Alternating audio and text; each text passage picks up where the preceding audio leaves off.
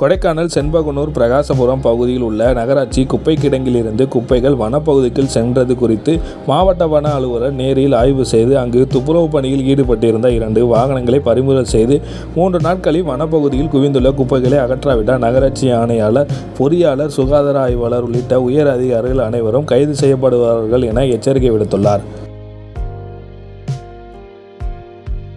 திண்டுக்கல் மாவட்டம் கொடைக்கானல் நகராட்சி கட்டுப்பாட்டில் 24 வார்டுகள் உள்ளன.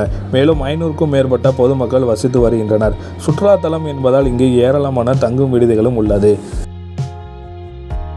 இங்கு சுற்றுலா பயணிகள் வீசி செல்லும் குப்பைகள், பொதுமக்கள் வீடுகளில் இருந்து சேகரிக்கப்படும் குப்பைகள், தங்கும் விடுதி, உணவு விடுதி உள்ளிட்ட பல்வேறு பகுதிகளில் இருந்து தினமும் ஆயிரக்கணக்கான டன் கணக்கில் குப்பைகள் சேகரிக்கப்பட்டு நகரின் முக்கிய பகுதியாக உள்ள செண்பகனூர் பிரகாசபுரம் குடியிருப்பு பகுதியின் கடைக்கோடி பகுதியில் நகராட்சி சார்பில் குப்பைகள் சேகரிக்கப்பட்டு இங்குள்ள குப்பை கிடங்கில் மறுசுழற்சி செய்வது உள்ளிட்ட பணிகள் இங்கு நடைபெற்று வருகிறது.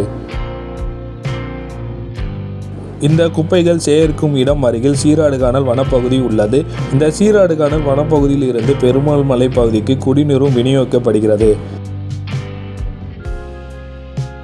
இந்த நிலையில் குப்பைகள் இந்த வனப்பகுதியில் மழை நேரங்களில் அடித்து செல்லப்படுவதாக குற்றச்சாட்டு எழுந்து மதுரை உயர்நீதிமன்றத்தில் வழக்கு நிலுவையில் உள்ள நிலையில் வனப்பகுதிக்குள் டன் கணக்கில் குப்பைகள் குவிந்துள்ளதாக எழுந்த புகாரின் அடிப்படையில் மாவட்ட வன அலுவலர் யோகேஷ்குமார் மீனா நேரில் ஆய்வு செய்தார்.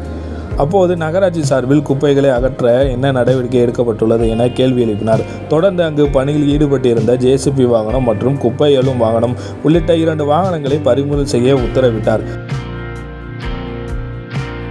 அதேபோல துரிதமாக 3 நாட்களில் இந்த குப்பைகளை அகற்ற வேண்டும் எனவும், அகற்றாவிட்டால் நகராட்சி ஆணையாளர், பொறியாளர், சுகாதார ஆய்வாளர் உள்ளிட்ட அனைத்து உயர் அதிகாரிகளும் கைது செய்யப்படுவார்கள் எனவும் எச்சரிக்கை விடுத்துள்ளார்.